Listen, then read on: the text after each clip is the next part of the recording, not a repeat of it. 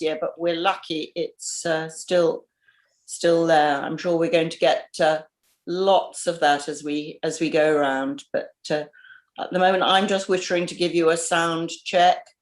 And meanwhile, you can just absorb all that beautiful Japanese cherry blossom. My goodness, we're up to 240 already.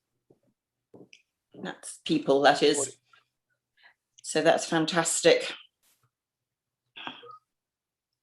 You're all very welcome.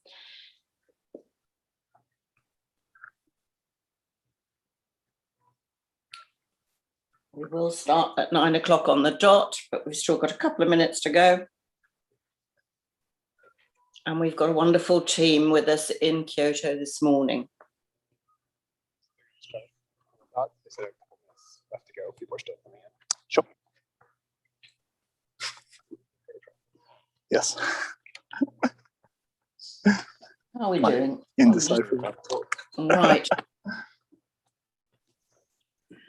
Well, I make it 9 o'clock. Lots of people saying good morning. Thank you to everybody who's saying good morning.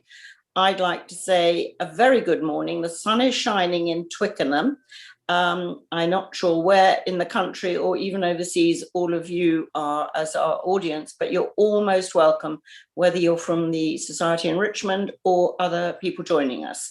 It's just wonderful to see the numbers pouring in, lots of things coming up in my, Amersham sunny, apparently, everywhere sunny. So I think the north is not, but everywhere south of Watford is sunny today, which is fantastic. So when we've spent a wonderful hour and a half, this walk is planned to be in glorious Kyoto, we can all go out and enjoy some glorious sunshine wherever we are. I'm sure some of you are golfers and tennis players, so it's fantastic that we can now do a few more bits and pieces here in England. Right, so we're in Kyoto, the old imperial capital of Japan. It's a very traditional city. There's a wonderful clock bonging there, bell bonging. It's a beautiful city, and I'm sure we went in autumn. I'm sure at this time of the year, it's going to be absolutely stunning. We've got a team of 3 from inside Japan looking after us this morning. Richard is going to be our speaker. Robert is the general gaffer and monitor man, checking that we can all hear and see. And Van is behind the camera. So I'm going to be quiet, having told you it's 5 o'clock in the evening in Japan. We're going to now bullet train ourselves over to Kyoto for an hour and a half in the capable hands of our team of 3. Over to you, Richard.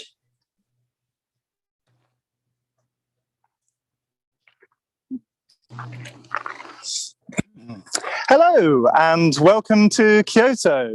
Thank you for joining us here today. So at the moment, the bell right next to us is being rung to signal the end of the day, the bell belonging to this Buddhist temple. It's rung every day at 5 o'clock. Hopefully they'll be done in just a minute or two. Hopefully you can still hear me okay. I'm going to introduce Kyoto in a moment or two. But before that, I'd just like to introduce also my colleagues who will be joining me here today so that you can meet them, and they'll be joining in for some questions at the end as well. Hello, everyone. So my name's Richard Farmer. I'm an insider with Inside Japan Tours, and I really like Buddhism is my main interest, and I'll just let my colleagues introduce themselves as well now.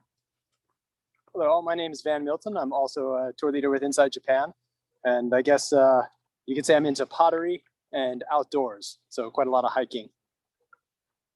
Hi, my name is Robert, and I'm one of the insiders here as well with Inside Japan. And my keen interests are theatre work, performing arts, just taking the spotlight, basically. But not today. Okay, great. Maybe if we flip the camera back.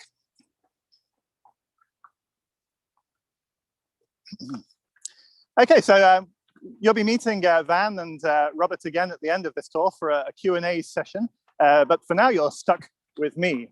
And I've been living here in Kyoto for the last 6 years, but I've been living in Japan for 13 years.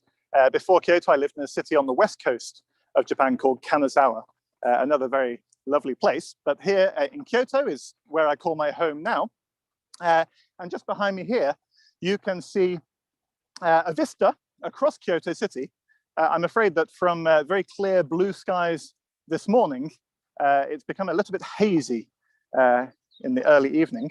But you can kind of see that Kyoto is a city in a basin.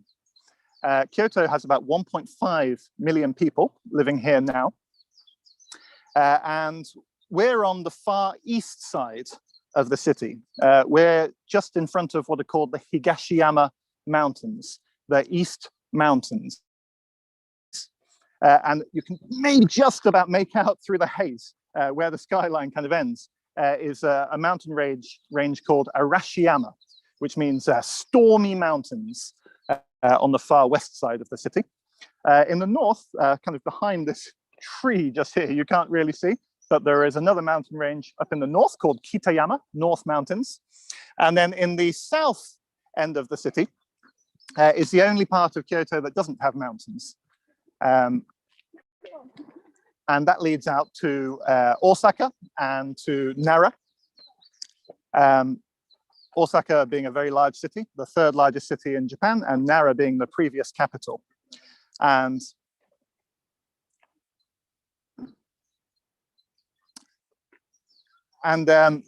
there's one quite clever way that if you're in Kyoto, you can, if you get lost, especially if you come out from under a subway, if you stand at an intersection and look in all four directions, the direction that doesn't have mountains is south.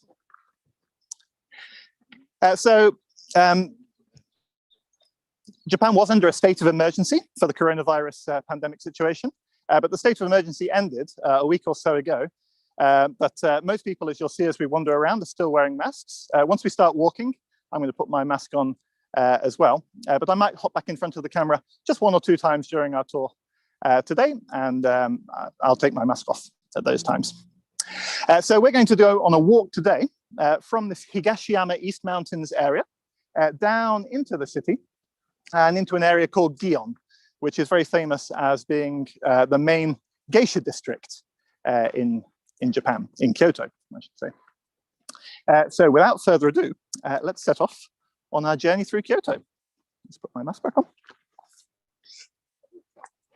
And you can see that the cherry blossoms are in full bloom. We're very lucky today. The sun might not be cooperating, but at least the blossoms are. They have come out incredibly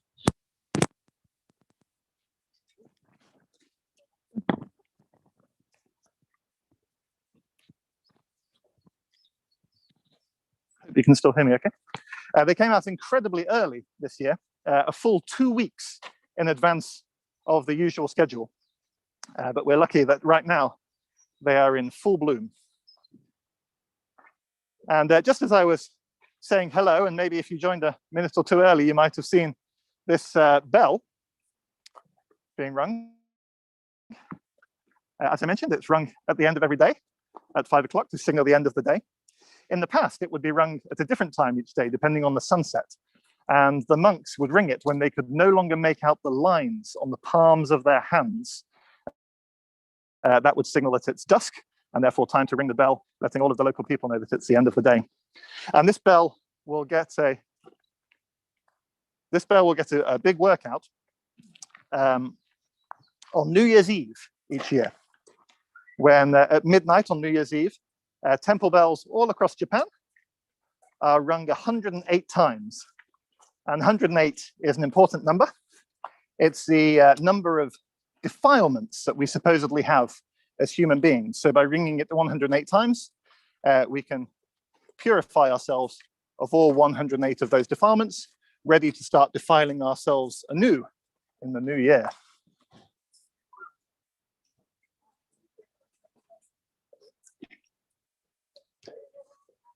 And the bell that we just saw, and the entrance to this temple just here, is the entrance to a temple called Cordaiji. Cordaiji. And it's a very beautiful temple. Unfortunately, we're not allowed to film inside the temple. And I'm afraid that goes for basically all temples in Kyoto. Most of them, although they might allow photography, most will not allow live filming or filming of any type. But that's no problem. We've got plenty of other things to see besides. But of course, if you do come to Kyoto, then I highly recommend going inside this temple in particular, which has a very lovely raked dry landscape garden. And I want you to take a mental snapshot of the entrance to this temple, this kind of triangular shaped, almost Tudor style building. This is very indicative of the entrance to a Zen temple. And I'm going to talk a little bit more about Zen later on when we visit another temple, but take a mental snapshot of this and you can compare it later on to another temple that we'll be visiting. And we're just going to walk down this staircase just here. And just as we do so, I'll just give a little bit more background about this temple and the history. So Cordaiji Temple was founded in 1606 by a woman called Nene. Nene was the widow of one of the most famous figures in Japanese history, a man called Toyotomi Hideyoshi.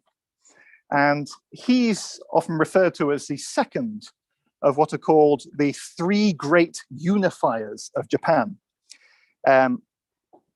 They were three people at the end of the 16th century who all tried to unite Japan under their control.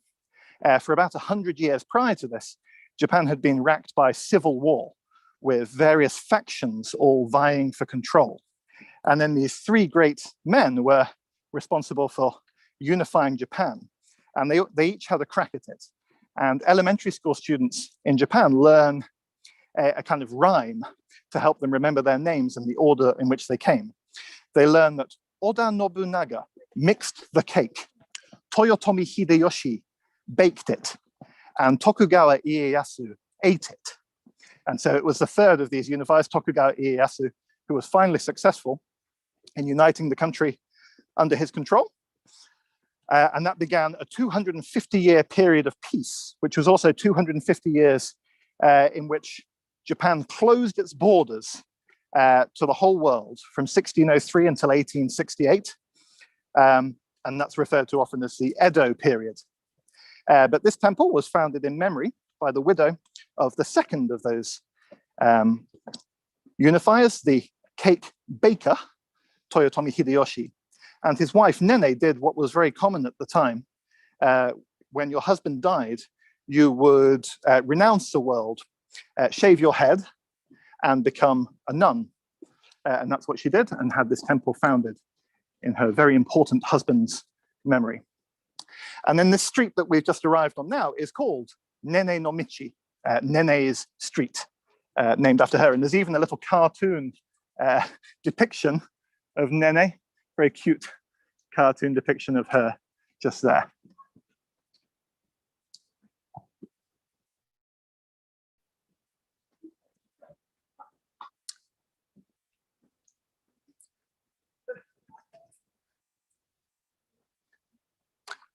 And you can see on the street that there's quite a few people around, far more than there were a few weeks ago when the state of emergency was still in effect, most of whom are wearing masks, of course, but of course out to look at the cherry blossoms.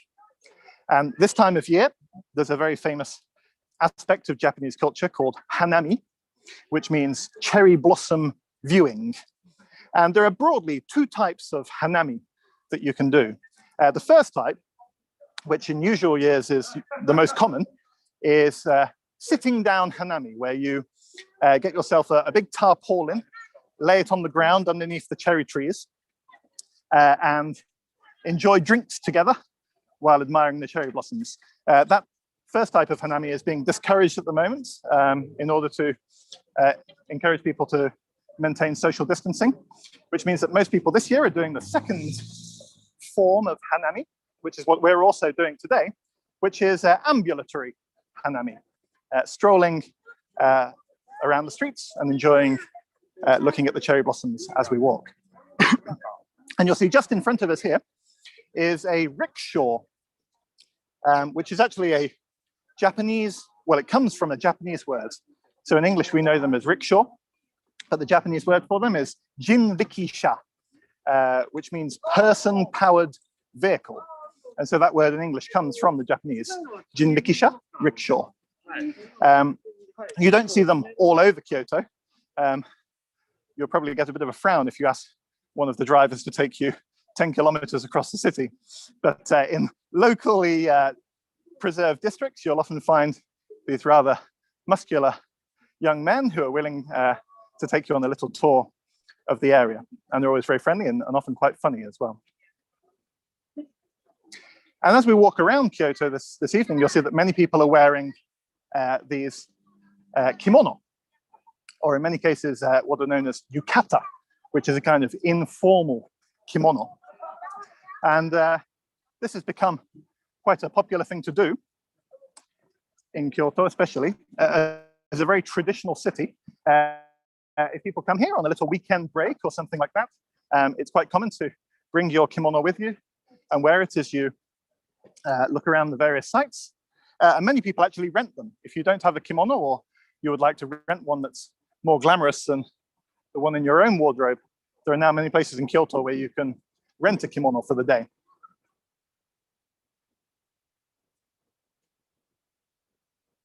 Just on the right-hand side here is the entrance to a very nice restaurant in Kyoto.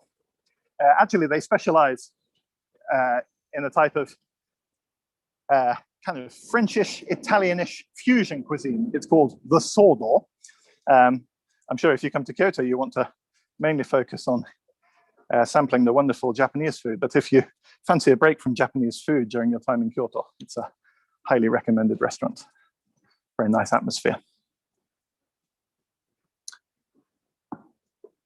This type of cherry tree is known as a weeping cherry tree. Not quite so common as the regular cherry trees, and they always look very nice.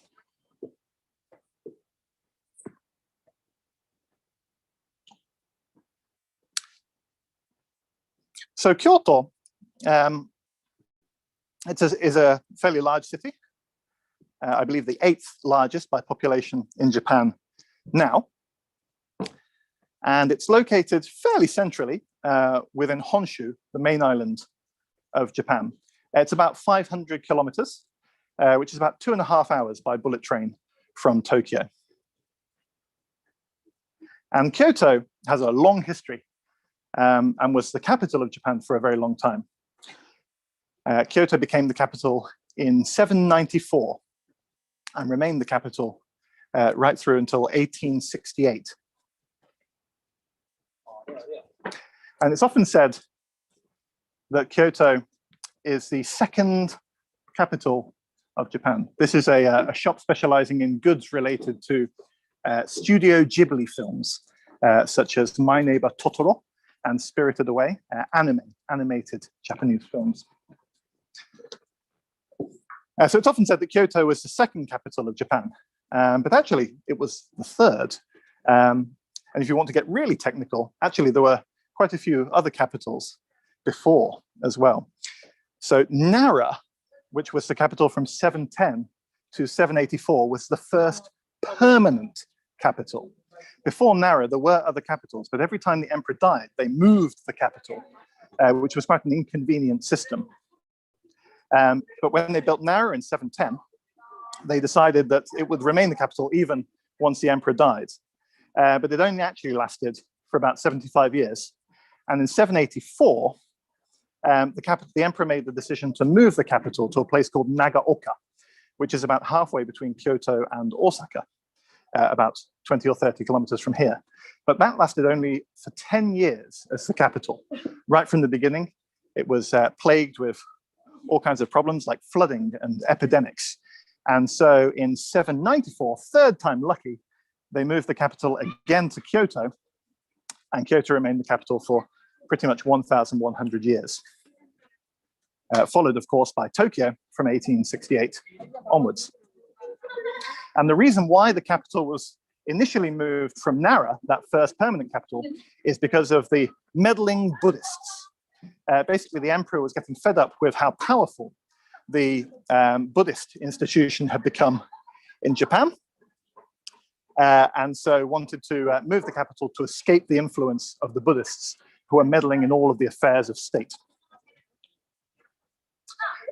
And this street here is quite famous. It's called Ninen Zaka, which means 2 years slope. And the reason for that name is that people say that if you stumble or trip while walking along the street, you'll see there's a slightly precarious staircase at the end. If you stumble or slip and fall to the ground, you will experience 2 years of bad luck. Some people take that even further and slightly more gruesome and say that if you fall within 2 years, you will die. So we will watch our footing here today. And this building just here is quite interesting. Of course, from the outside, it looks like a very traditional wooden Japanese building, and it is. It's an old building, but it's been turned into a branch of Starbucks. Maybe if you can just about make out the famous mermaid logo up there.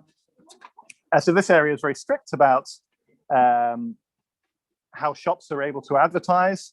You can't use big flashing neon signs and things like that. And so Starbucks has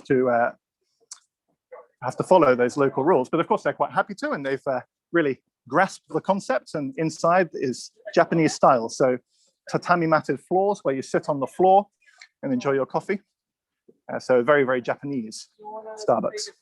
Of course, alternative coffee shops are available.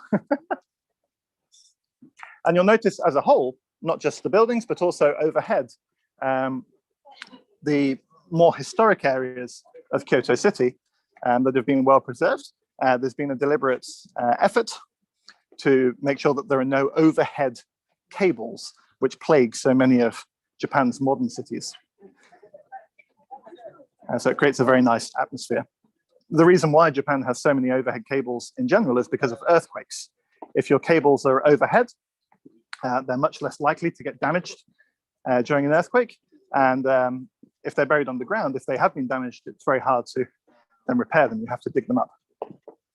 So Japan's reliance on the unfortunately ugly overhead cables is understandable, but thankfully in areas like this, there's been deliberate effort made to avoid their use. We have survived our walk up Ninenzaka without tripping. But also in this area, there's another slope called Sannenzaka, which means 3 years slope. And as you can imagine, there's a similar story that if you trip and fall on that street, it's 3 years of bad luck. But the name Sannenzaka, 3 year slope, can also be read Sanneizaka, which means slope for safe childbirth. So many women will visit that street and walk up it along this approach to a very famous temple at the top called Kiyomizudera to pray for safe childbirth. And that temple at the top of the slope, if we'd taken a left at that intersection rather than this right that we're going down now, would lead you to that very famous temple, Kiyomizudera, which means pure water temple. And it's one of Kyoto's 17 designated UNESCO World Heritage Sites.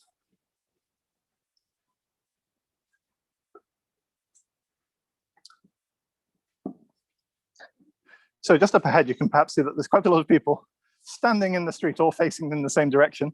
And maybe you've already caught a glimpse of what they're looking at, which is this quite famous view within Kyoto of the Yasaka no To, which means the Yasaka Pagoda. So this is a Buddhist temple pagoda. It's a very famous landmark of this Higashiyama East Mountains district. And a pagoda is basically the Japanese version of an Indian stupa.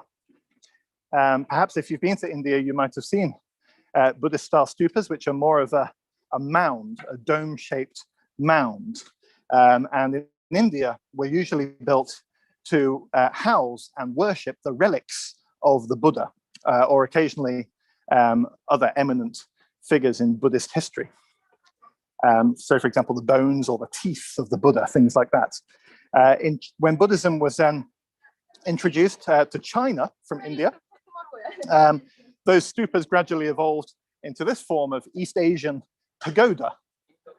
But the origin is from Indian-style stupas. And then the Chinese style of pagoda was also introduced to Japan. And most pagodas in Japan don't claim to house an actual relic of the Buddha. A small few do. claim to have a relic, such as a tooth.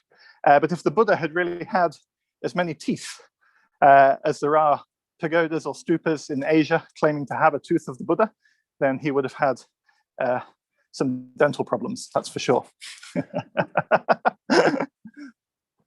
And this pagoda, it was originally constructed in 589 as a pagoda belonging to a temple called Honji. But unfortunately, the temple, the wider temple that the pagoda formed a part of, has since long disappeared, but the pagoda remains. Although even the pagoda is not the original pagoda, it's a 15th century reconstruction.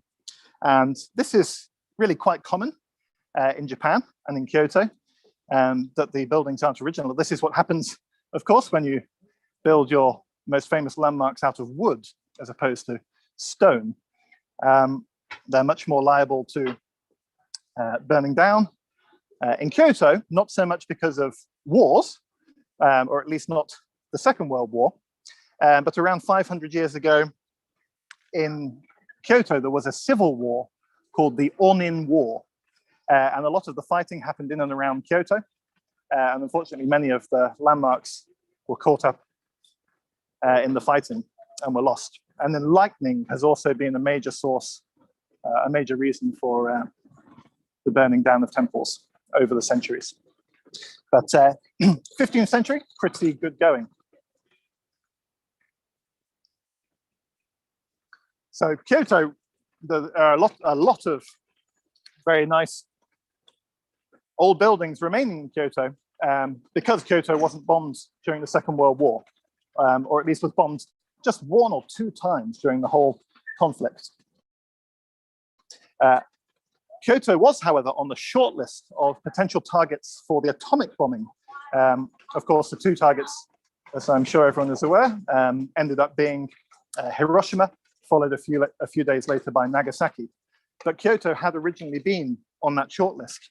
But the Secretary of War at the time in the United States had been to Kyoto on a honeymoon a number of years before and was very enamored with the city, and so petitioned President Truman to have Kyoto taken off that list. The president agreed, and it was replaced, in fact, by Nagasaki. One of the principal factors that was required for the choosing of a potential target for the new atomic bomb was that it be a city that had largely been unbombed up until that point. There was this new weapon and they wanted to see a kind of before and after shot. And unfortunately, both Hiroshima and Nagasaki were selected.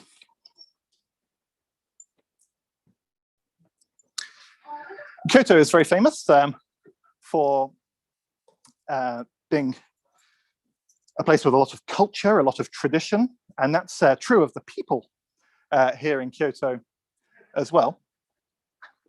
And it's said that people in Kyoto are quite formal, and often it can be like people speak a little bit in riddles in Kyoto.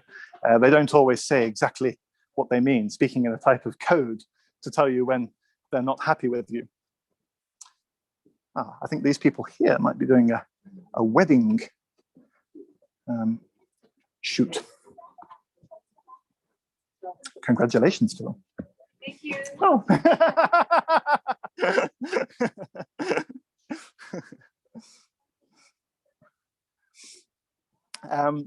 And so a couple of examples of this hidden code of the way that people talk to each other in Kyoto. It's often said that maybe someone will say to you, your daughter has become very good at playing piano. And what they're really saying is, we can hear your daughter practicing piano every night through the walls, and it's really becoming quite annoying. Or perhaps they say to you, that's a lovely watch that you're wearing. And absolutely, they don't want to hear about your watch and where you bought it from. What they're saying to you is, please look at your watch so that you can realize that you've been keeping me away from my important business for too long, and that you should excuse yourself.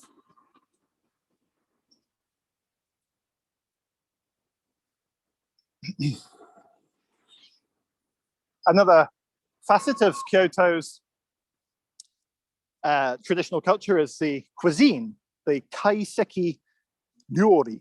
Kaiseki ryori means a banquet style cuisine, really refined banquet style cuisine, which has become a very famous type of Kyoto food, where dozens of courses are presented, all of which are seasonal, intricately presented on a succession of tiny little plates, often just one or two mouthfuls per plate, but almost works of art to look at. And they will always include seasonal references, even things on the plate that you can't necessarily eat. So for example, a pine cone would represent autumn. Of course, you don't want to eat that. Wouldn't want to crunch down on a pine cone.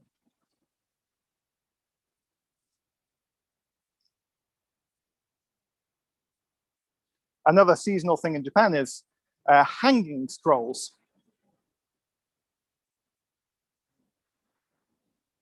Let's see if we can make this traffic light just here.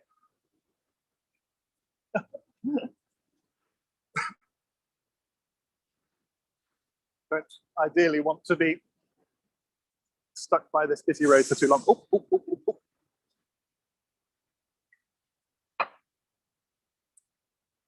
We just made it.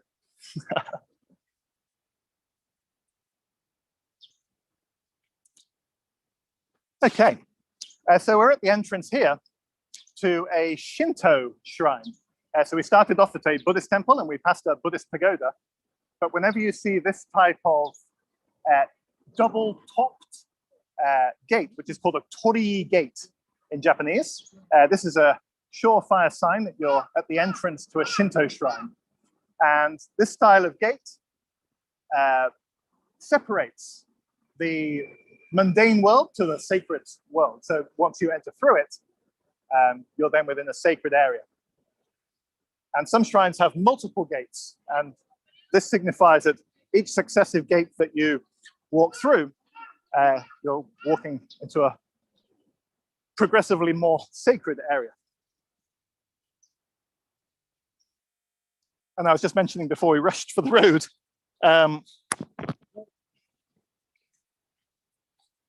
sorry, just lost my microphone again. Hopefully you can still hear me. I was just mentioning before we rushed for the traffic lights that one of the other seasonal items in Japan is hanging scrolls, kakejiku, which are used as decorations in your house. You hang them in a special area called the tokonoma. And unlike framed pictures that we might use to decorate our houses that just stay in the frame and up on the wall for years or perhaps even decades, kakejiku should be changed seasonally. And they have specific themes depending on the season. So for example, you may see a hanging scroll with a scene depicting Mount Fuji, a rising sun, and a crane, a bird flying across. And without a doubt, 100%, this is a New Year's hanging scroll. And so should only be displayed in the run up to and during the New Year period. Having it up in July would be like having your Christmas tree up in July and would look very strange to any Japanese person visiting. And maybe I'll just hop in front of the camera just here, take off my mask. So here is another sign that you can tell that we're at a Shinto shrine. Oh, I'm not in the frame, am I? Yes. So this rope is called a shimenawa, and it signifies rain. So the rope itself signifies clouds. These kind of tassels hanging down is rain, and then the white zigzag paper is lightning. And we don't really want rain today. It looks like we should be safe, but people in the past, and even of course farmers now, want to have rain for abundant crops. And this is something that you can pray to the Shinto deities for. And over time, this evolved into a way of marking a sacred space. So whenever you see this rope tied around something, it's showing that this is a sacred space within the Shinto religion. And just as we carry on walking through, maybe I'll explain about who those deities are. So in Shinto, which is the indigenous religion of Japan, going all the way back to the beginning of Japanese civilization, there are deities called kami. Kami. Buddhism being a later introduction to Japan, introduced in the 6th century, but Shinto going all the way back. And it's often referred to as a nature-based, animistic religion. And there are these kami, these deities, who you can pray to, and as long as you provide the appropriate offerings and worship them correctly, they will help us in the human realm. And kami can be anything. They can be like the kami of that tree that we just saw, will be the residence of a kami. That's why the rope was tied around it.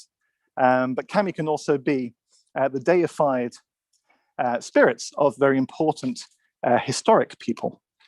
And before praying to a kami, most people, when they visit a shrine, will purify themselves at one of these water basins called a temizuya.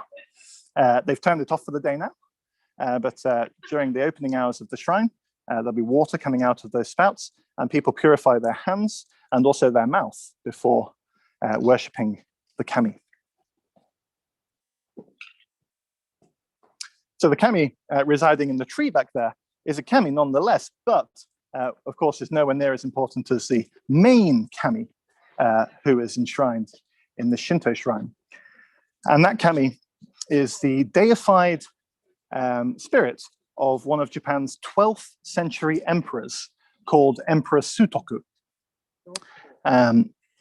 He is enshrined here, and this shrine is called Yasui Kompilagu. Yasui Kompilagu. And there's this stone that you can see people climbing through just here. And the reason why people do that is related to the story of Emperor Sutoku. So he was the emperor, but he fell out of favor and was exiled to the island of Kyushu, which is the smallest of Japan's 4 main islands. And as part of that process, he was separated from his favorite consort and lived out the rest of his days regretting this split from his love. And so people come here today because his spirit now is able to help people make connections. So in Japanese, it's called en-musubi, which means creating bonds. Or alternatively, this shrine is also famous for en-kiri, which means breaking bonds. So if there's someone that you love and you want to strengthen your relationship with them, you can come here and pray for that. But equally, if there's someone that you would like to be apart from, you can do en-kiri prayers and pray for that as well. And that's what people do with the stone. You buy a slip of this paper that you can see adorning the stone. You write your name and the name of the person in question. You then crawl through the stone from front to back, and then back through from back to front, and then paste your slip of paper onto the stone. And a lot of people say that you should go through from front to back to make bonds and back to front to break bonds. But actually, when you ask the priests at this shrine, or even if you look at their website, it actually says that no matter which prayer you want to make, you should go front, back, and then back through to the front. So it's always worth asking the priests rather than listening to the hearsay. And then one other way that people make wishes at this shrine, and in all Shinto shrines in general, is to purchase one of these small wooden plaques, which are known as ema. And ema means a horse picture. In the past, when you wanted to make a wish at a Shinto shrine, people would purchase a living white horse and donate that to the Shinto shrine. It was a very valuable commodity. But of course, that was really only a possibility for the most wealthy members of society. So in time, people started to commission large painted pictures of white horses instead. But even those were quite expensive. And so these were the final iteration of this culture, is these much smaller, cheaply produced wooden plaques, which people call ema. And in the past, they would have had pictures of white horses on them. But nowadays, we'll have a picture usually of a legend relating to the shrine, or perhaps just this one here.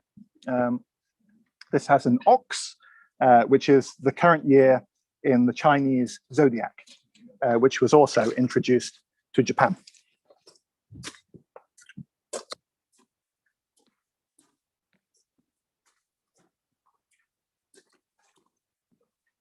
So this is the main hall of the shrine, where the deified spirit of Emperor Sutoku is enshrined. And then you can just see the barrels in front of the shrine, those barrels with the straw matting around them. These are sake barrels offered to the kami, to the deity, as a prayer. Shinto deities really know how to have a good time. There are certain things that they really like. They like sake, they like sumo wrestling, and they like no theater. The Shinto deities really know how to party. And then just ahead of us here, there's a wisteria tree. It's said that Emperor Sutoku was a huge fan of wisteria. We're still a couple of months early for the wisteria tree, but that's the reason why there is one in this shrine.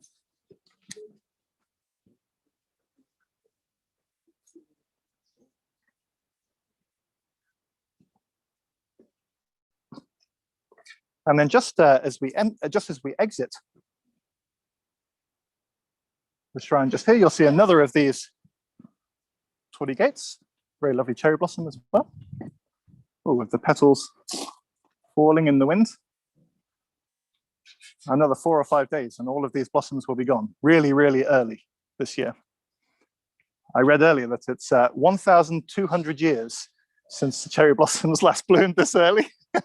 I'm not sure how accurate the record keeping was 1,200 years ago, but yes, it really has been early this year. And this Shinto gate that we've just walked through is slightly more typical of the torii gates, with it being the slightly red-orange color, which is a very important color in the Shinto religion. You'll see that many shrine buildings are painted that same red-orange color, which is the color of the sun. The sun is very important in Japanese mythology.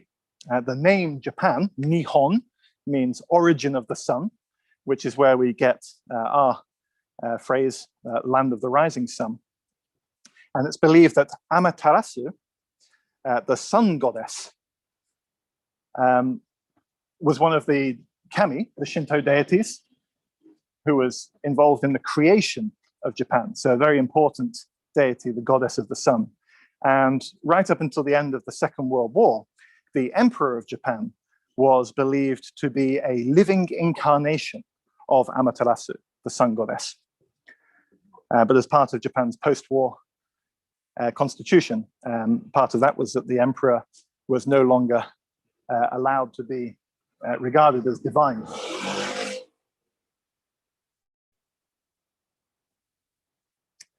And we're just heading down here now to another temple. You're never too far from a temple in Kyoto, a temple called Kenninji. So another Buddhist temple as opposed to a Shinto shrine. But it's really not uncommon at all to find Shinto shrines and Buddhist temples in very close vicinity to each other. And this is due to a system of religious practice that started basically as soon as Buddhism was introduced to Japan in the 6th century, a system that came to be known as Honji Suijaku, which means original ground and trace manifestations. And this was actually a very clever tactic by the new Buddhists. They were obviously having to establish themselves in the country where Shinto was already well established. And in order to do so, they came up with this clever technique, Honji Suijaku, ground and manifestations, by saying that all of these Shinto deities that you've been worshipping all of these hundreds of years are actually the provisional manifestations of the Buddhist deities who have always been here. And you've just been worshipping them. You've just been worshipping the Buddhist deities via the Shinto deities. And so they made lots of clever connections. So Amaterasu, the great sun goddess who I just mentioned, the Shinto deity, they said that Amaterasu was the provisional manifestation of Dainichi Nyorai, the great Buddha of the sun. And so you can see how easily they were able to make that connection. So this was a very savvy move by the Buddhists.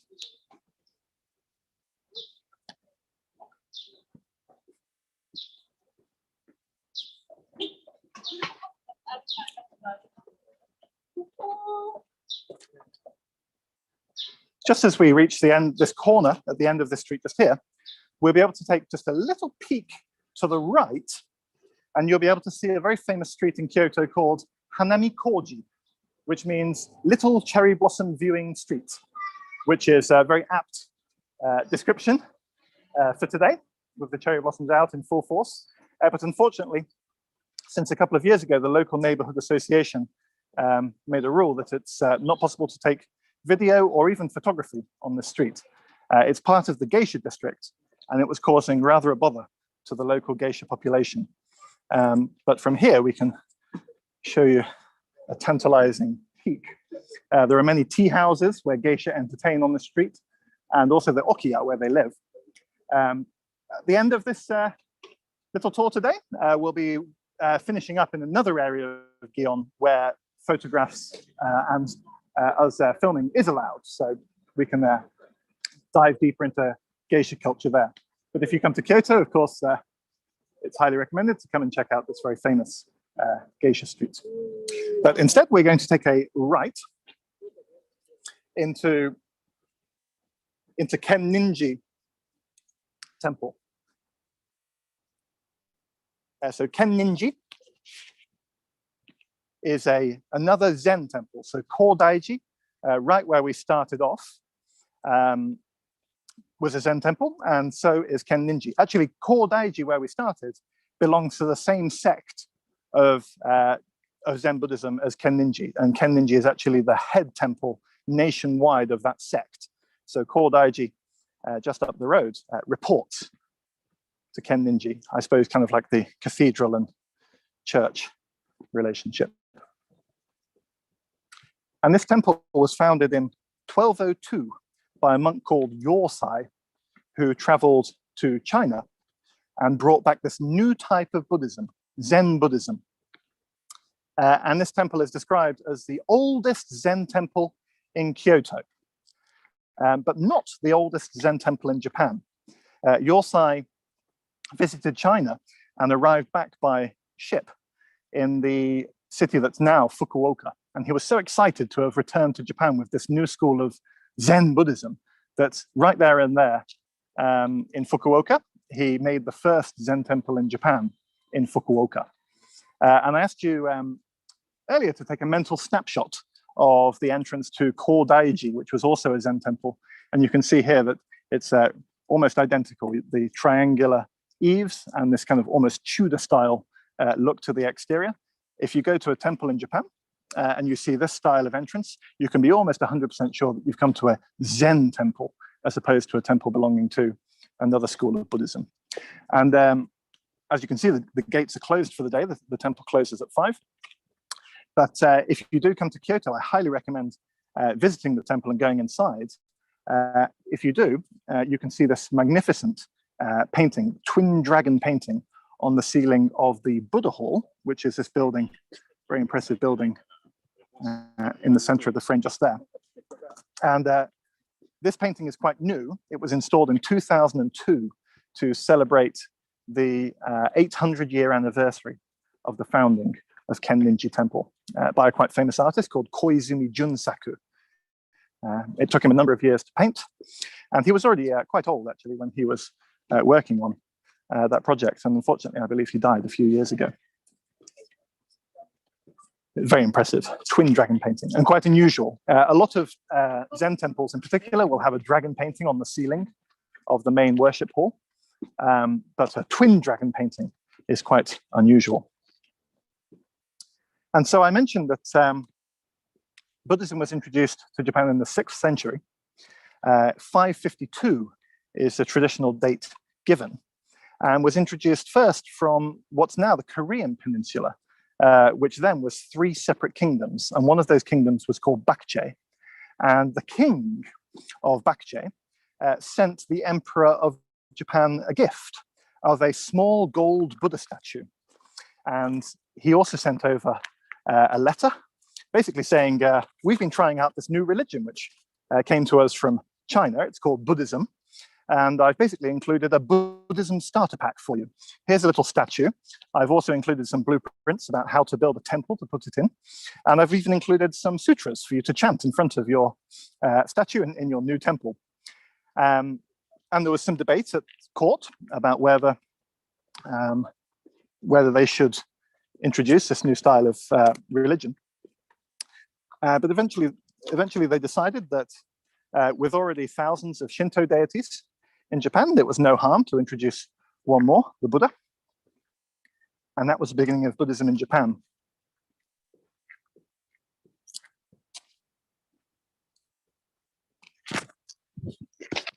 And maybe I might just take off my mask for a minute. Ooh. And maybe just go a little bit more deeper into the history of Buddhism in Japan. So Buddhism, the first wave of Buddhism introduced in the 6th century is what's called the Nara schools of Buddhism. These six different sects of Buddhism which were introduced when Nara was the capital. But those pretty much all died out and were replaced in the 8th and 9th century by what are known as the Esoteric schools of Buddhism. And this is the two main esoteric schools are Tendai and Shingon Buddhism. And in esoteric Buddhism, the main practice is what you can often call the 3 M's: mudras, mantras, and meditation. And mudras are sacred hand gestures, often performed in kind of combinations by the priests. And mantras are sacred utterances. And so I've got a favorite Buddhist deity. He's called Fudo Myo. And his mantra goes like this: Normak Sammanda Bazaladan Senda Makoloshada Soeta Untalata Kamman. That's a mantra, a sacred utterance. And then meditation is a kind of visualization meditation where the practitioner visualizes themselves becoming one with a Buddhist deity, and they'll often use mandalas as aids in these visualization meditation. And of course, mandalas have become very famous as a part of Tibetan Buddhism. And then the third and final wave of the introduction of Buddhism to Japan is what brought us Zen. And this is a Zen temple, and this is one of the new types of Buddhism that was introduced in the 13th century. And there are basically 2 types of Zen in Japan. There is Soto Zen, and they do a type of meditation called shikantaza, which means just sitting. So you sit in zazen meditation, and you empty your mind of all thoughts. And whenever a thought appears, you just kind of let it go and bring yourself back to the state of just sitting. And in the Soto school of Zen, they believe that by doing this, you embody Buddha nature. You don't need any grand extra step, just the very act of sitting in shikantaza meditation means that you embody your own inner Buddha nature. And then this temple belongs to the second type of Zen Buddhism called Rinzai Zen, Rinzai sect of Zen. And they, when they're doing meditation, they focus on what are called koan. And koan are often referred to as Zen riddles, like paradoxical sayings. And one very famous one is, what is the sound of one hand clapping? And you focus and focus and focus on this paradoxical riddle while you're doing your meditation. And it said that it's like swallowing a red hot iron ball that you can neither spit out or swallow.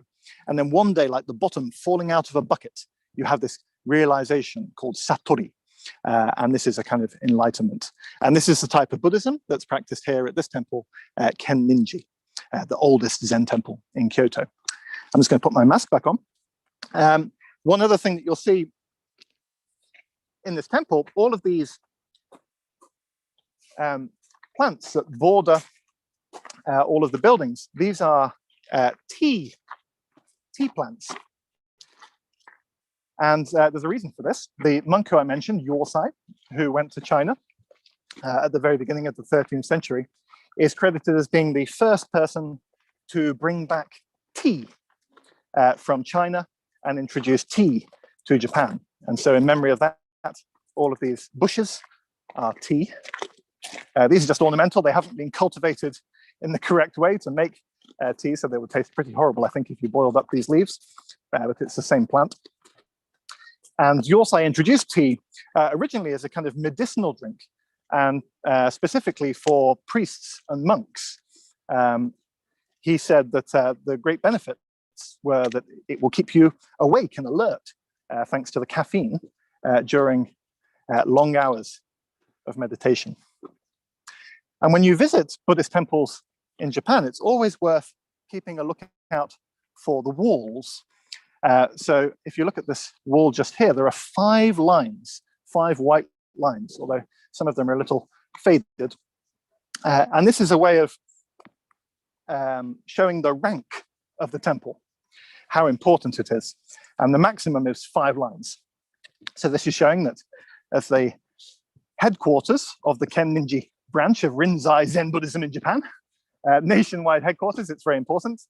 Quite honestly, walking around Kyoto, you'll actually see very few temples that have less than 5 lines, because many of the temples are headquarter temples. But very occasionally you might see one with 3 lines. So it's a Buddhist status symbol. And you're never too far from a temple in Kyoto. There are around 1,600 Buddhist temples in Kyoto, and they're complemented with around 400 Shinto shrines. One of the things that I find quite fascinating, forgive me if you don't, is Buddhist temple economics. And maybe it doesn't sound very interesting, but there are some quite interesting stories, particularly based around Buddhist temple tax in Kyoto. Around the mid-1980s, 1985, I believe, the city of Kyoto tried to implement a temple tax. So up until that point, Buddhist temples were operating tax-free as religious institutions. But the mayor of Kyoto said that many of the people visiting these temples were visiting as tourists, not as worshippers. And so the entrance fees that they were paying should be taxable. And this really upset the temples in Kyoto. They didn't want to start saying goodbye to significant chunks of their income. And so around 15 of the most famous temples in Kyoto, including Kiyomizu-dera, near where we started, shut their doors in protest, and said that if we're going to be taxed, nobody can come in and enjoy the temples. And this went on for a good few months until it finally all came to a head when a reporter managed to get a secret recording of the mayor. He wasn't aware that he was being recorded, saying that the only reason he was introducing this new temple tax was in order to get re-elected. And when that recording was leaked, they decided to drop the whole thing. It became a bit of an embarrassment.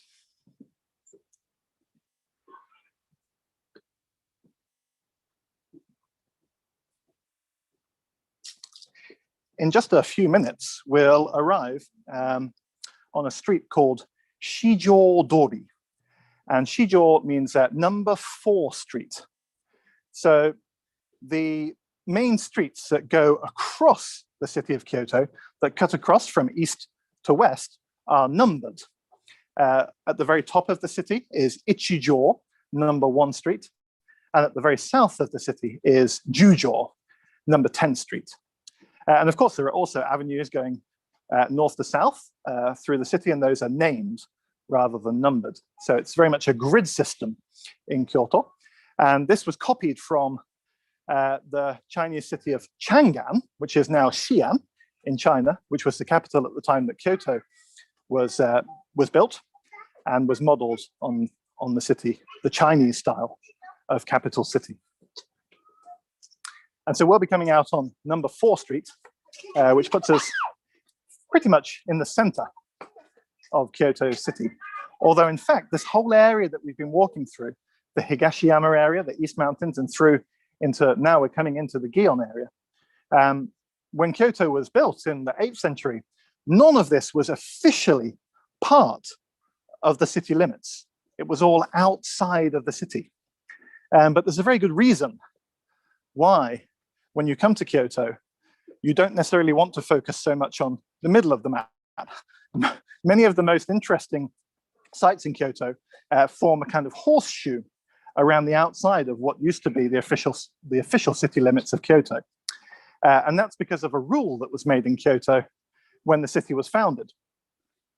I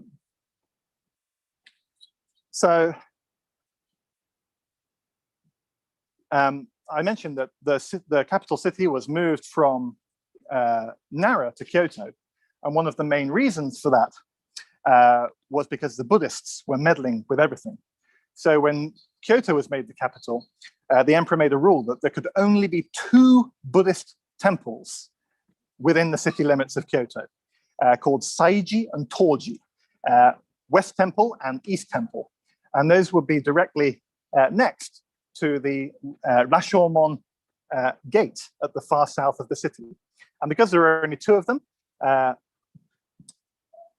the imperial court could keep a close eye on them, and no other temples could be built within the city limits.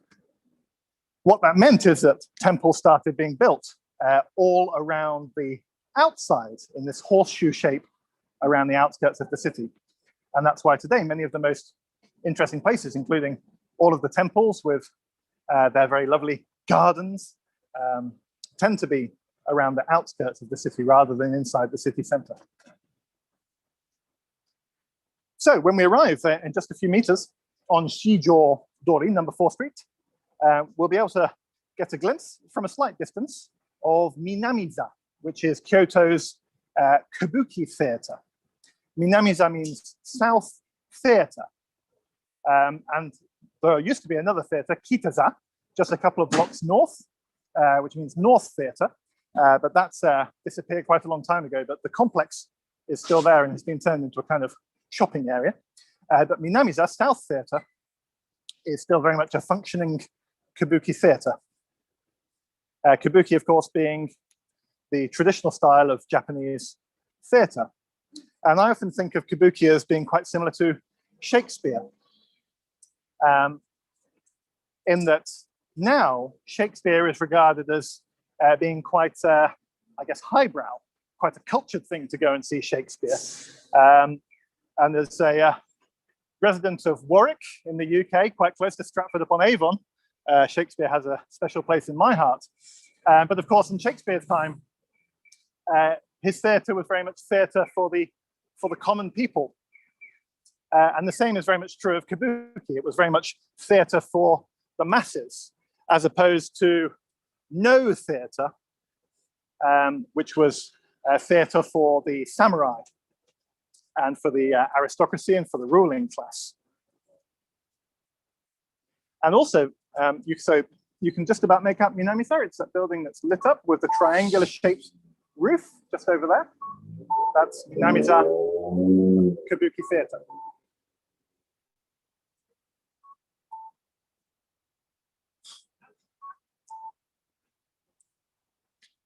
Also very much like Shakespeare is the fact that, well, during Shakespeare's time, Shakespeare's plays were performed by all male casts. And the same is true of Kabuki even today. Although originally, at the beginning of the 17th century, when Kabuki first began, it was performed by actually all female casts. But there were problems right from the outset that the female actors were moonlighting on the side as prostitutes. And so the government made a rule that all the actors had to be men. Eventually, the same thing basically started. They also began moonlighting in the same occupation, but the rule stuck, and from that time on, Kabuki actors have been all male casts. And if you're really au fait with Kabuki, when you go to watch one of the plays, there are certain things that you're allowed to do, which would be probably quite frowned upon in the Royal Shakespeare Company's theatre. So you're allowed to shout out. So when your favorite actor comes on stage, particularly if they're in a starring role, you can shout out their name. Or if you really want to show that you know what you're talking about, you can shout out their father's name, which is you thanking their father for bringing such a wonderful actor into the world. Or you can shout out, "Mattemashita," which means we were waiting for that. And so this would be like a climactic moment in the play. It would be like shouting out when Juliet is on her balcony and says, "Romeo, Romeo, wherefore art thou?" And then someone in the audience shouts out, "We were waiting for that." I'm not sure how well it would go down in a performance of Romeo and Juliet, but in Kabuki, it's quite okay to shout out in this style.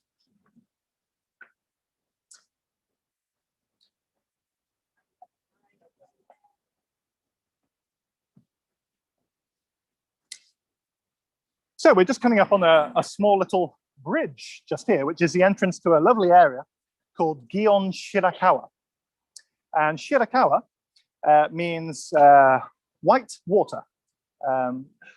It's really more of a bubbling brook than a rapid river. But it conjures up the nice poetic image of the stream that goes through this area of Gion. And this is a part of the Geisha district. And this street has even been voted the #1 most beautiful streetscape in Asia. And of course, it's particularly famous at this time of year when the cherry blossoms are in full view, in full bloom.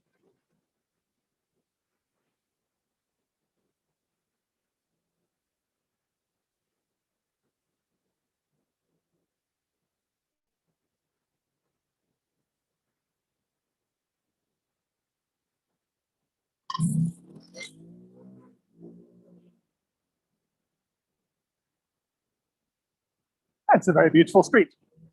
And as you can see, there are quite a few people wandering out and about, enjoying strolling beneath the cherry blossoms. This shop just here on the right is a quite famous shop selling kakigori, which means shaved ice. So shaved ice, this very thinly shaved ice, which is then covered in flavored syrups. A very popular snack in the very hot summer months. You can see very yummy looking kakigori here and various flavors. It looks like this one will be the roasted green tea flavor. Very yummy. And of course, the regular matcha powdered green tea flavor.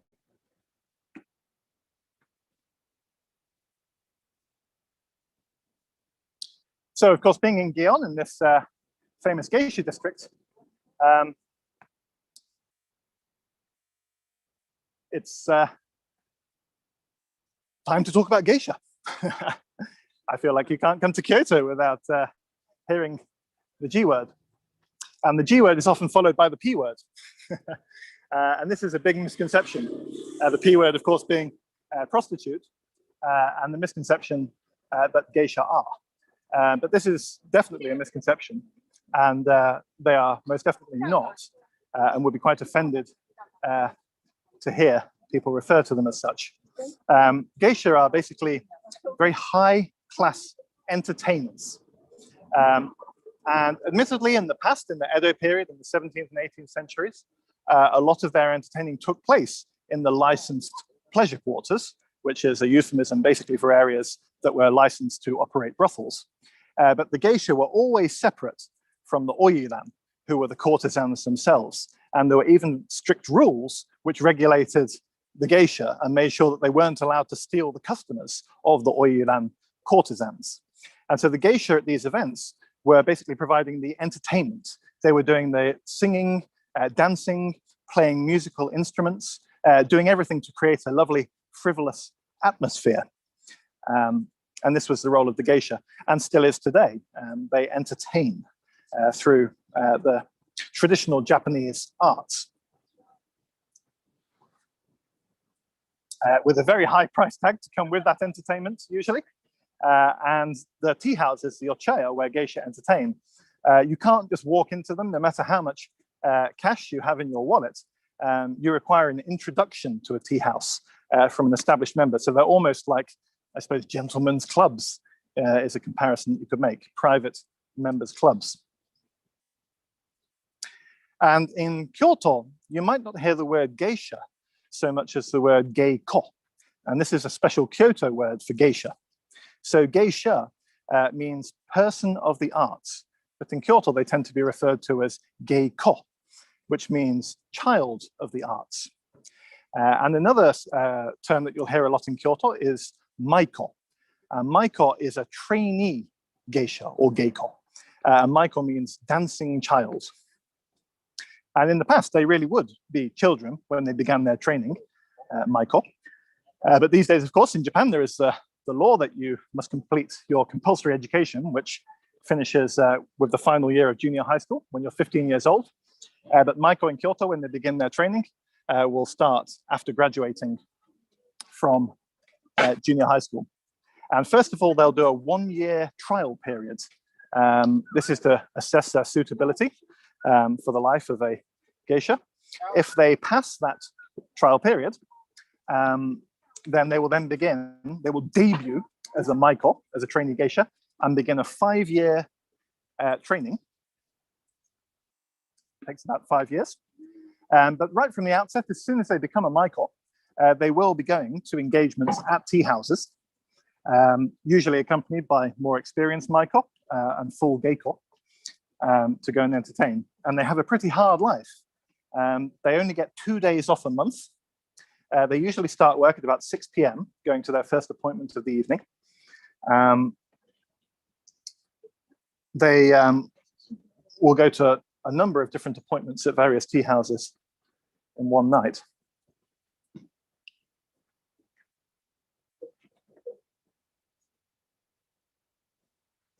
Usually finishing at about midnight or maybe even 1 a.m. for their final appointment. But it's not as if they get a long lie-in the following morning, because the next day, in the morning, they go to school to learn the arts of the geisha. And it just so happens that this building on the corner, just here, is one of the geisha schools. So they'll go here in the morning to take classes. But even when they become, after this 5-year training, even once they've become a full geiko, a full geisha, that doesn't mean that they stop taking classes. They continue their training for their whole lives. And I'm just going to take my mask off here, because this is quite interesting.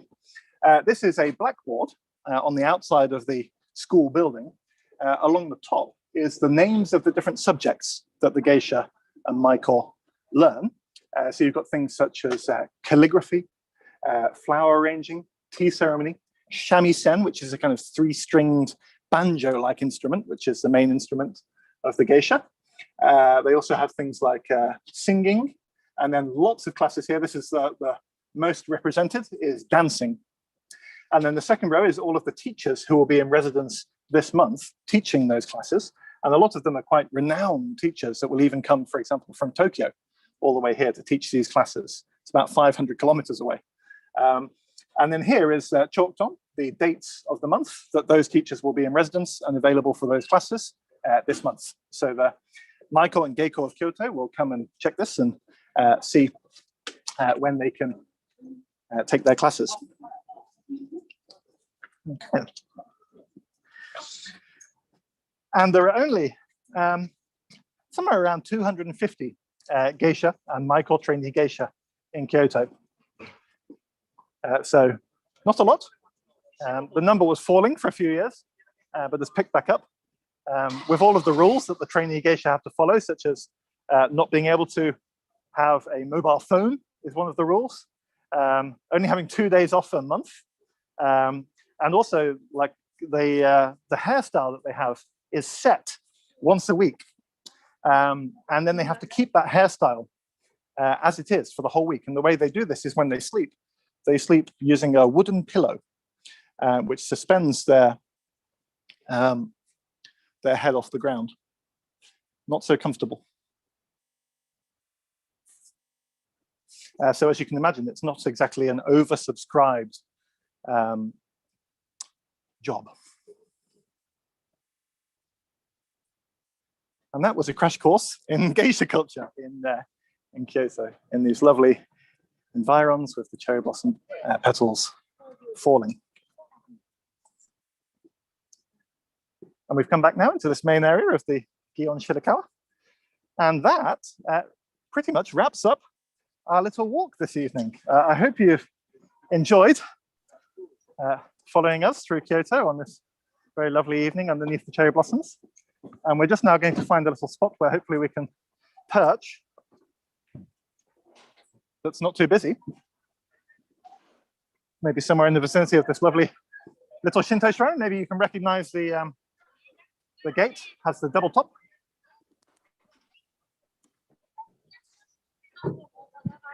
And we'd love to take some questions now. I've been speaking. Yes, we've got a few. And of course, my colleagues, Robert and Van, are also insiders with Inside Japan Tours, and their skills extend a lot further than just monitoring sound and holding a camera. And so they're also going to join in for some questions. I might take ones that are specifically related to religion in Japan, and maybe I'll, as I've been talking a lot, allow Robert and Van to take the lion's share. So I'm just going to flick my mic to the internal mic and then the camera around. Here we go. Right, that was absolutely brilliant, all three of you. Thank you so much. I know it's been a team effort, but Richard's done most of the speaking. We've got dozens of thank yous and brilliance, and that was wonderful. We have got a few questions. So Naomi asked, I think this was quite near the beginning, is the area you're walking through typical, or is it specifically preserved for tourists? I think that was about a quarter of an hour in when you were walking down the lovely street with wooden houses. I'll take that one. Yeah, so the area that we walked through, Higashiyama, is kind of, I would say, the part of Kyoto that has the most preserved buildings and most temples. So you have a great concentration of the historic sites on that eastern side of the city. It is a little bit set up for tourists. I wouldn't say artificially so. Like, Japanese people take a lot of pride in the history and sort of maintaining Kyoto in this traditional style. So it's done for domestic people to enjoy, as well as us coming in and looking at it from abroad. So yeah, I think there's a bit of it playing to tourism, but in general, I'd say it's almost like a national love of the history and culture. And because so much of it was destroyed in World War II, Kyoto is really a standout in that so much of it is concentrated in this city. Yeah, and I guess we have to add to that as well. Yeah. As Richard mentioned when we were in front of Starbucks, that the rules of architecture in Kyoto is heavily regulated by the city. Yeah. And so that's probably why you see quite a lot of buildings that are either traditionally preserved, or sometimes some people say it looks a little bit bland. It's not bland, it's, I think, conservative is probably the best way to put it. Because they're not allowed to use these sort of vibrant colors or decorations to decorate these buildings. In fact, one of the companies I used to work with had a building in Kyoto. They were fined by the city for having too vibrant of a color for their building. Yeah, well, I think we have to be grateful that your planning permission, your building controls are clearly very strict, as they would be in a historic town in Great Britain. Sort of following on from that, Lisa says, in the first part of the walk, were some of those buildings private houses as well as shops? And what sort of shops would they be? So in that first part of the tour, it's quite famous for pottery studios and pottery shops around there. So quite a few of them would be pottery studios around there. But as Van mentioned, because it is quite a historic preserved area of Kyoto, there are some souvenir shops as well, catering to tourists as well. Souvenir shops, a lot of restaurants certainly as well. Yeah. Tons of great restaurants in Kyoto. Like the way that you tell an open store in Japan is you look for the small cloth hanging outside. It's called a noren. So anytime you see that curtain, that's kind of an open sign. And it's kind of a hobby. If you are getting to know an area, you can just sort of poke your head in numerous shops and see what it is. And I think that's like one of the joys of exploring a town that's as dense as Kyoto. There's a lot of good stuff in there. And also commercialism, if you want to, I suppose, call it that, in the areas surrounding temples is also no new thing. So all the way from the Edo period, people would say that when you go on a pilgrimage, you should do what we can call handily in English, the 3 Ps. You've got to pray, pay, and play. So you pray at the temple itself, but lining the approach to the temple, ever since the 17th century, has always been shops selling knickknacks and souvenirs. So this is nothing new actually in Japan. No, 'twas ever thus. Even on Christian pilgrimages, you had to pay. Now, Elizabeth, favors. Elizabeth asks, and I'm not sure what she's referring to. What are the red structures in the streets that are a bit like bird tables? Yeah, I can show you what they are. I think I know what you mean. If you just come over here. Let's see if I saw some that were sort of lamps. Where have we got one? I'm assuming we're talking about these. Were you talking about those, Elizabeth? I'm not sure. That's obviously a lamp. Do they all have lamps? Yeah. So a lot of paths to religious places, for example, temples and this one is a shrine, were lit up by these lantern structures. And so obviously historically, they were lit up with flames, fire, but thanks to the invention of electricity, a lot of them are now, in fact, most of them are now electric light bulbs inside. So perhaps not as romantic, but they still light the paths of religious places.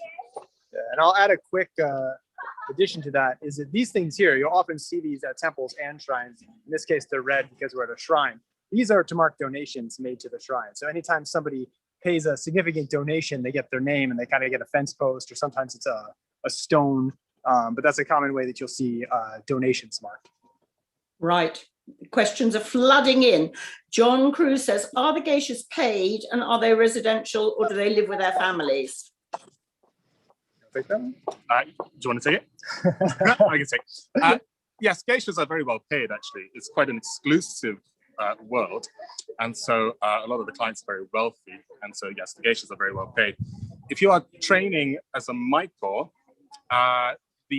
basically all of your expenses, accommodation, food is covered by the person who's taking care of you within the residence. And so you have this sort of madam in place who takes care of a number of Maikos in training.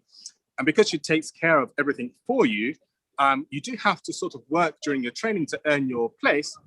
But unfortunately, as a Maiko, you don't really see a lot of that money come back to you. It goes right back to the madam who's taking care of you in order for her to be able to make sure she can provide for you during the training.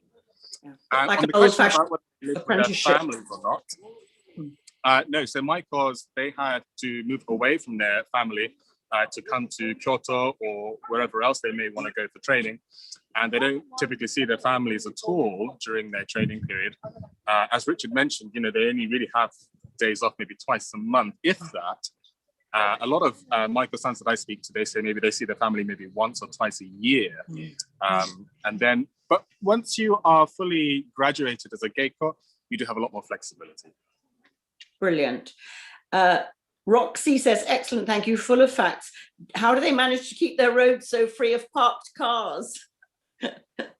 Oh, well, more of Kyoto's strict rules. Yeah. And fines, no doubt, if you behave badly. Even bicycles in Kyoto, it's very strict where you can even park your bike. And there are trucks that go around, and if you park your bike in the wrong place in an unauthorized area, they'll pick it up, put it on the back of the truck, and then you have to go to the bike pound and pay about 2,000 yen, about £15 to have it released. Get it back. And Suzanne says, I noticed this when we were there actually. Are the curved panels that run along the front of many buildings at leg level designed for earthquakes, or what are they for? They're those sort of along the bottoms of the buildings. Yeah, so they're actually called inuyara, which means stop dog. And so they're to stop dogs from lying at the entrance to your house. But actually, dog has been a euphemism for homeless people as well. So it's to stop anything or anyone from sleeping in front of your house. But also, they quite handily, the wooden buildings in Japan are quite susceptible to a kind of unsightly discoloration or rotting of the wood at the base. Right. And those will also cover that and stop your building looking unsightly from the outside. So multiple functions, but they also look very nice as well. Yeah, it's an attractive finish, isn't it? Chris Davis says, given the post-war influence was North American, it's interesting to see you drive on the left. Was it always thus in Japan, and is there a reason? Yeah, well, it's based off the British system of driving. Yeah. Not so much Americanism.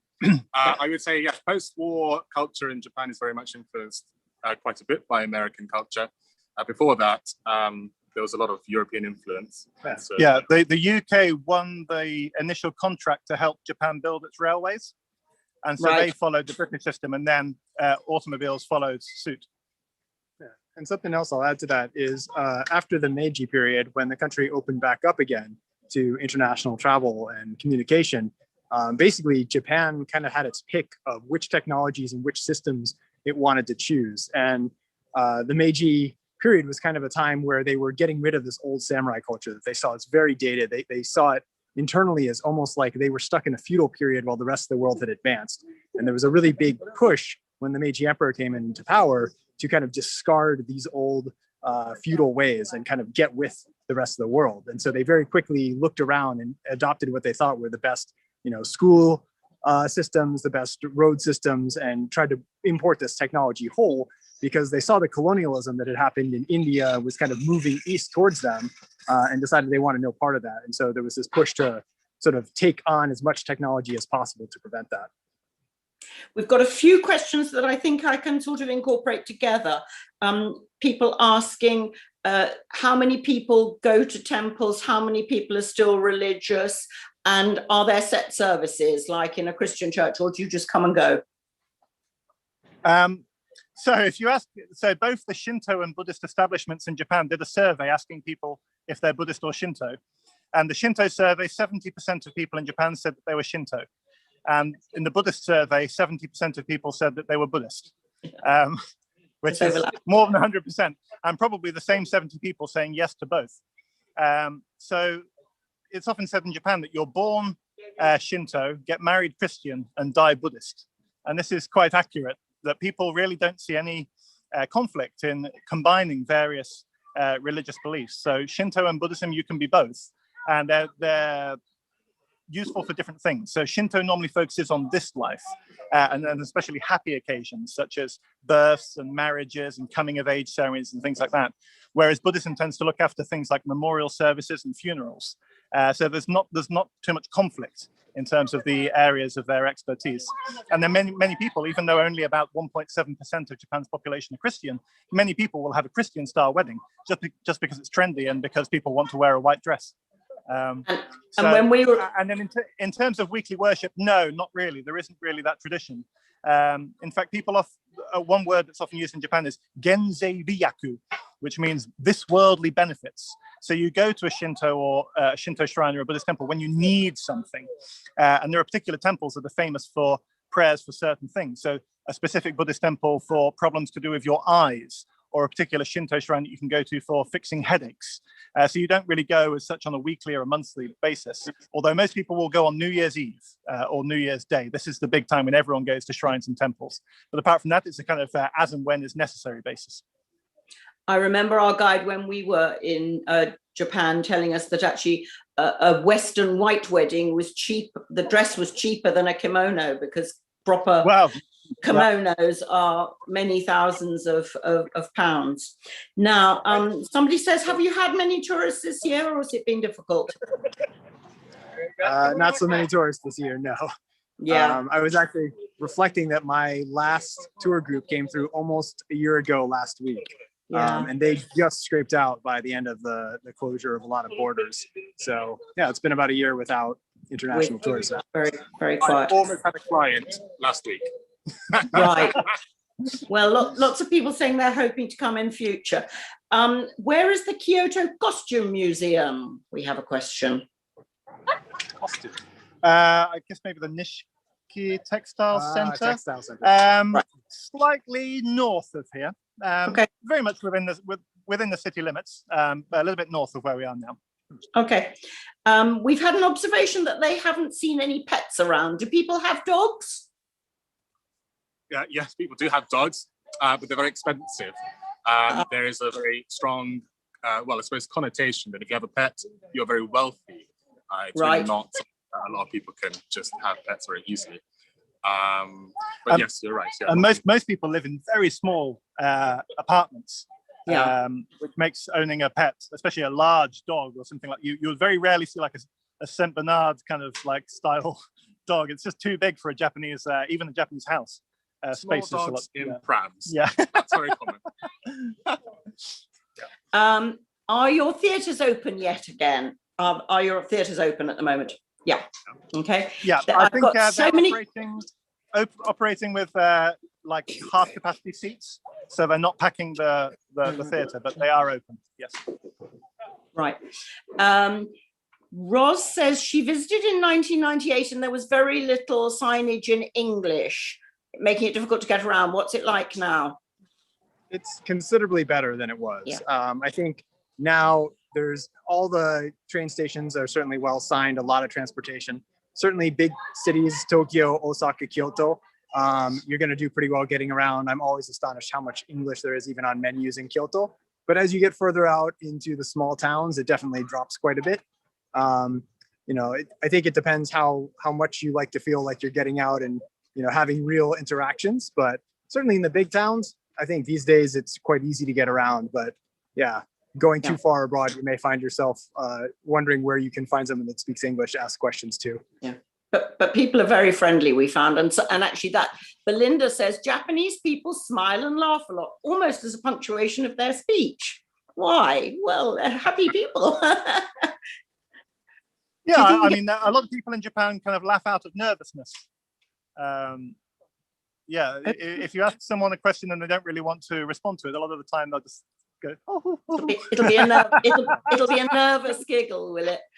And, Yes, yeah. and Ross says, are the new buildings actually wood or are they built with different materials? It's a bit of a mix. It depends, yeah. Yeah, so there are still some machiya townhouses in Kyoto that are still made out of wood, and many of them are 200 years old or maybe a little older. But people don't tend to build that kind of houses anymore, unfortunately. They're very expensive to build. So a lot of the houses in Japan now are apartments. They're kind of prefabricated, basically a timber frame with a bit of plastic and cardboard. Makes them quite hot in the summer, and in the winter, you don't have central heating in Japan, basically, because the walls are so thin that there's no point. The heat would just escape straight away. So a lot of people heat their apartments and houses with kerosene stoves, which are quite dangerous. They're a big cause of house fires. And another question about geishas, which of course always fascinates us because it is, would you consider it, is it an aspiration as a career, or would it be considered quite a demeaning career? Are they respected? Would your parents be pleased if you decided to be a geisha? Yeah, well, I guess it depends on the parents. I guess some parents obviously rightfully concerned about, their very young daughter going across the country to Kyoto, for example, to train without much contact back with their families. But for a lot of young women who do go into the profession, yes, it is something that they aspire to become. Yeah. I sort of mentioned it's a very closed world, but it is a very high class world. Yeah. And that's, if you become a fully graduated geiko working in Kyoto, for example, that's a very sort of high status to have. I often say it's kind of, a rock star isn't quite the right analogy, but maybe like a famous musician. It's something that people train really, really hard to do. And it's usually a certain personality type that loves the culture of Japan and the depth and the history. And they really kind of decide, in high school that this is something that they really want to like pour their life into. It's not a casual thing that you just happen into. So there's quite an intense interview process and application, and then they're selected from dozens of others. I often say that it's kind of like being a high-end musician, like, applying to Juilliard or something. You have to learn all of these skills, dancing, singing, music, in addition to, regular classes for a good part of the time. And then at the end of it, you do get quite a bit of fame. You will be well known around Kyoto and in commercials and such. So yeah, it's quite a high lifestyle. Yeah. Another question about religion: are younger people still very religious? Did your surveys do anything on age? Younger people are probably the least interested in religion as a demographic. In terms of actually, I suppose, doing religion. But having said that, people will casually do religion. So they might not be so interested in attending memorial services and things like that. But when they go to a temple or shrine, they'll buy a lucky charm. I've got some lucky charms. Maybe Robert, if you could just. These lucky charms are available at shrines and temples for about £3 or £4 each. And young people, they'll be buying them, strapping them on their bags and taking them home as like a souvenir. So young people do a kind of casual engagement with religion, perhaps not as serious as their parents and grandparents, but there's still an interest, and an interest in religious sites as heritage. So, kind of visiting temples and shrines as much as a tourist, as a worshipper. The gardens and the architecture and the art have as much draw for young people as the gods on the altar. Yes, yeah. We collected our calligraphy signatures at the various great, good souvenir places. And we had the most wonderful holiday. This has brought lots of people saying they either now want to come to Japan, or it's bringing back happy memories, or they visited in another season, so they've got to come back. I can't possibly go through all of them, but loads and loads and loads of complimentary comments. And I hope I've covered all the questions, but they were coming in thick and fast. All it remains for me to do is to say thank you very much for everybody who tuned in, and there'll be more watching on catch up, I'm sure. But most of all, a massive thank you to our magical trio this morning. You guys have just been wonderful. So Richard, Robert and Van, thank you very much. I hope you can all go and have either a glass of sake or a beer now, and we will start a lovely sunny day on this side of the world. A million thanks. Thanks so much. Yeah, hopefully we would love to see you in Japan at some point. Hopefully for real soon. Take care now. Keep safe. Thank you for joining us. Thank you. Thank you. Bye-bye. Bye.